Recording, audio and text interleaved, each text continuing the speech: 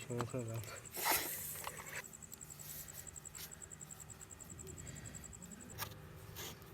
ਬੰਦ ਕਰ ਜਾ ਸਰ ਬਸ ਬੰਦ ਹੀ ਕਰ।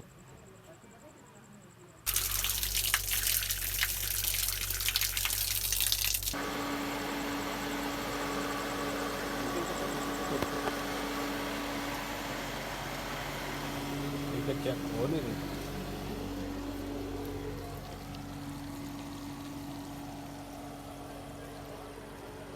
इतने मेरे रिजल्ट में इस वजह से